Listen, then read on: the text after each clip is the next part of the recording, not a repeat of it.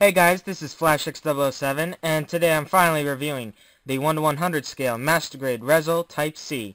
So without further ado, let's begin.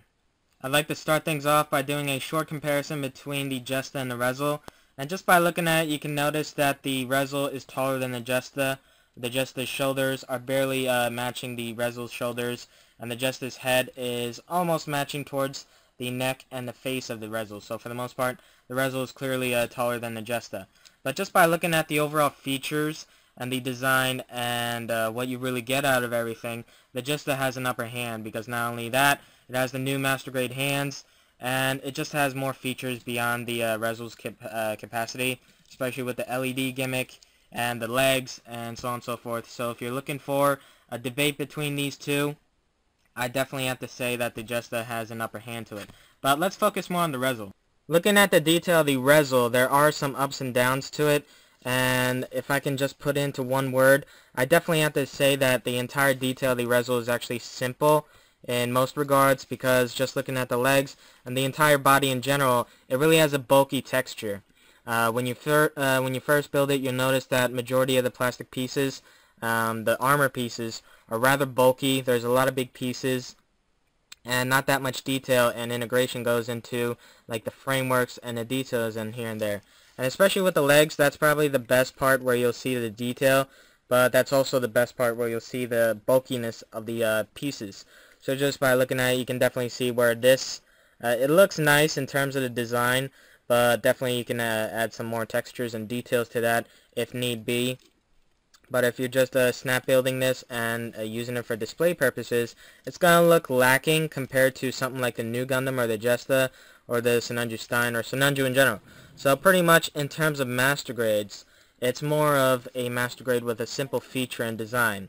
But that's pretty much it. In case I skipped over proportions, just going back to that real quick, there's nothing wrong with the ReZel whatsoever. So in that term, there's nothing wrong with it, so that's a plus right there. I want to move on to gimmicks next real quick, because it's a rather simple category, because each master grade and each model in general always has a gimmick or feature that everybody likes about it. However, the ReZel, unlike a master grade like the Jesta, it doesn't really have something that wows you. And obviously looking at master grades now, it's always good to have a wow factor about the model, but in this case, there's nothing really special about the mobile suit form. Majority of the features are focused on the backpack. So basically, the only gimmick you'll see on the ReZel is right here on its arms, and just right there, once you open the hatch, you'll realize that there's a beam saber hidden inside there, along with a missile. Now, when you build it, you have an option of putting 2 missiles in there and the other beam sabers in the other hand. However, I like to mix things up and put a missile and a beam saber right there, just because of how I like it. But it's up to you, and it's not that hard to do it. So that's pretty much it in terms of gimmicks. And that might be disappointing, but obviously this model is not focused on the particular aspect of making the mobile suit stand out. It's a transformable model, and it has features all over, but obviously more of the focus is weighed on the backpack. And speaking of which, that's where we're moving on to next. Before I move on to the backpack and focus on the weapons, I want to point out, just going back to the detail, although I said the model was simple, I didn't really focus on the back, majorly because when you pose it or when you display it, obviously you're not really going to see majority of the detail and quality on the back. But what's unfortunate about this model is that majority of the detail is on the back, of course. The amazing thrusters and the detail on the weapons and just the framework in the back. It's just unfortunate that you can't really see it. So compared to the usual master grades I have, I'm kind of disappointed to see the ReZel designed like this. But obviously there's a reason to it being designed like this. But in terms of the model, it doesn't really satisfy me that well. But if you're a fan of the ReZel and if you really enjoy it, then obviously this should be interesting for you. And obviously it's the reason why Bandai made it. So obviously it's for the fans that really enjoy the ReZel and just seeing more of the mobile suits released from the Unicorn series. But let's move on to the backpack. Okay, so just to start things off with the backpack, I'll start off with the A unit. I like to see this as the A unit and the missiles as the B unit. But you can correct me if I'm wrong, because I know both are called A and B. I just don't know which one's which. But for the most part, just by looking at this, it's an oversized rifle, so there's not that much detail to it. And I say this because comparing it with the hand rifle, you'll see that the hand rifle is rather more detailed than the rifle, the big rifle here. But pretty much rather simple in design. But obviously once you display it and pose it on the ReZel, you'll see that it's been intimidating just by itself. But if you paint it up, maybe add some panel lines and scribe it, you'll add some detail to it that it really needs, I think, in my opinion. But for the most part, again, not that bad. But for what it is, it could have been better. But that's pretty much it for that. The next part of the A unit is the cannons, I like to say. So basically, I think in terms of the design and theme, the A unit is more of like a beam spammer. So it has the big rifle right there to spam big ass beams, and then the cannon right here, the particle cannon right here, to shoot out more of a wide range. So that's pretty much it right there. So this is focusing, it's a range capacity, and this is more of a wide range capacity. So pretty much, once you put it on, it is what it is. But that's pretty much it for the A unit. And just moving on to the B unit, the B unit is simpler than the A unit. So just by looking at it, you open up the tabs right here. So once you lift them up, you'll see missiles, and I think each side has 16, so in total 32 right here. And then you just put it on the unit itself. These are the unit itself. This is how you interchange between the backpacks. So when you want to put it on the B unit, you put on the B unit like this, and then so on and so forth. So it's pretty simple and straightforward, but that's pretty much it for this. So this is the main part of the B unit. That's where it spams off the missiles. However, the sub part, or I like to say the beam part, is basically, again, the same piece. It has 16 missiles, and for both sides. However, the nice part about this is when the ReZel is in a dire situation, it can call out its chopsticks. I like to call these chopsticks because they're overly sized, and obviously in the battlefield, they would be intimidating, and nobody would want to get across the ReZel with this slashing at its way. So pretty much an oversized beam saber right here, and it reminds me of the double Zeta. So pretty much, obviously, a lot of the designs of the ReZel come from here and there. So pretty much, it's taking every unique aspect and combining it into a mobile suit that sweeps the battlefield. So basically, it's more of a mobile suit killer. But pretty much, I only saw it once or twice in the Unicorn anime, the OVA series. So who knows? But in my opinion, it should be like the Strike Freedom. Just like sweeping the field in an abusive power. But that's pretty much it for that. But just going over the hand weapons, simple hand rifle right here. But again, the detail is better than the rifle right here. But not that bad in general terms of use. But the shield right here reminds me of the Zeta, and the ReZel is actually taking its designs closely from the Zeta. That's why the ReZel is actually an acronym name for the name derived from the Zeta, because obviously they wanted to mass produce the Zeta and use its design for more military capabilities. But going back to the shield, rather unique in general because you push this down and then boom. Now this is meant for when it transforms into Wave Rider, but what I like to do is pose this on its hand and display it when it's in mobile suit form, because it just looks cool and intimidating.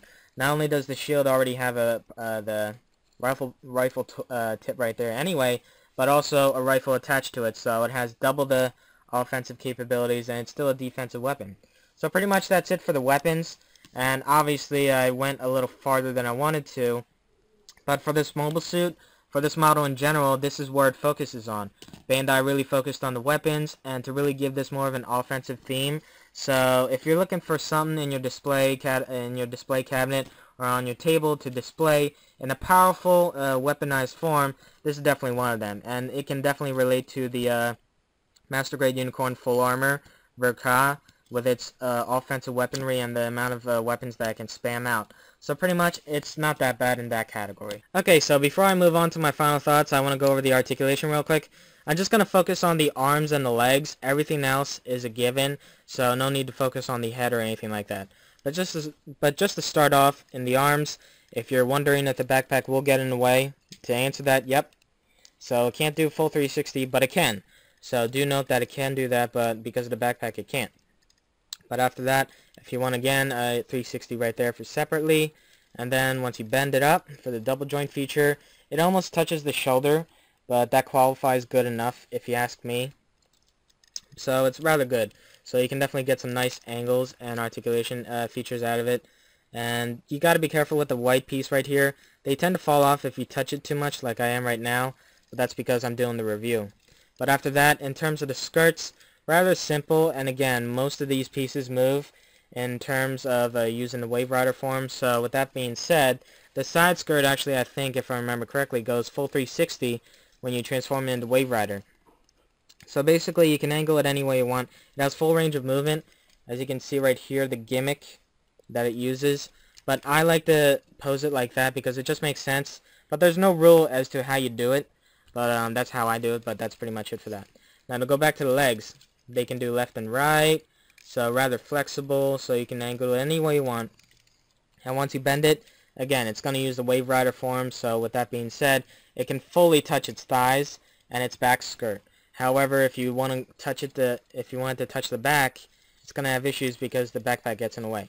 So just to keep that in mind, everything about this, it has standard, considerable articulation features. However, the backpack does get in the way, but you don't need to go crazy about it. This can look good in simple dynamic poses, like one that I'm about to do right now. So hold on, give me a minute while I pose this guy. So basically, this is with its B unit attached. And then you can reveal some of the hatches for the missile packs for the B unit. And there you go. So pretty much a nice, simple articulation feature.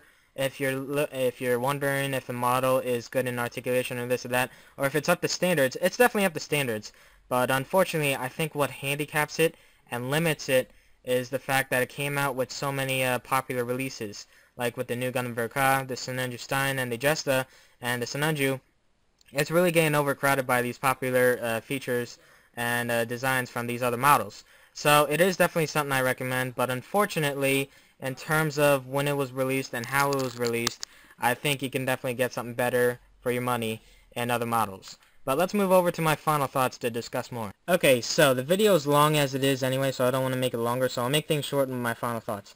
Because I didn't talk about the Wave Rider, I'll talk about that and then end things off. I didn't do the Wave Rider because necessarily it's a fully transformable mobile suit, so there's no part swapping or this or that, and everything is made to transform and work together. So, like compared to the Master Grade H2, it's not something that falls apart when you try to transform it, or something that is already transformed technically, because there's no locking mechanism with the Master Grade H2, so the legs sucked. However, the Master Grade ReZel Type C, it's entirely solid.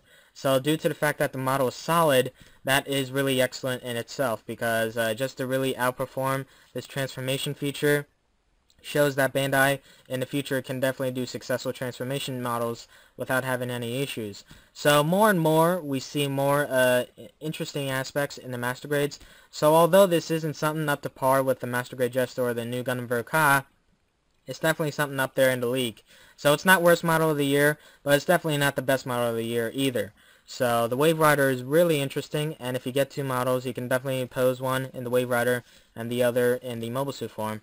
But for the most part, it is definitely something I recommend, but it's not perfect.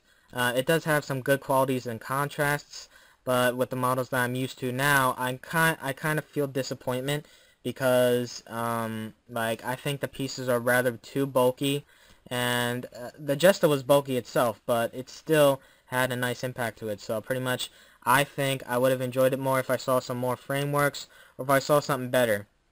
But something like this, especially the arms right here, this is one piece, and it looks too simple. It feels like a high grade, if you know what I mean. But like pieces like that, it kind of disappoints me because it's a Master Grade, but I understand where it's coming from. Now to end things off, the Master Grade ReZel is the first Master Grade that we saw from the ReZel line. Then we saw the Commander, and now we have the Type C. So if you really enjoy the ReZel line, you can definitely pick up all three and have a spectacular trio with it.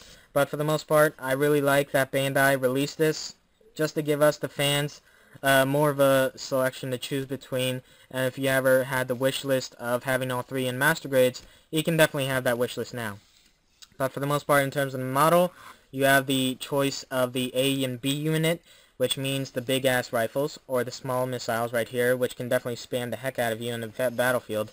And also, if you're worried about the posability and the standing structure, it has a support rod right here that it supports. So basically, it'll never fall over.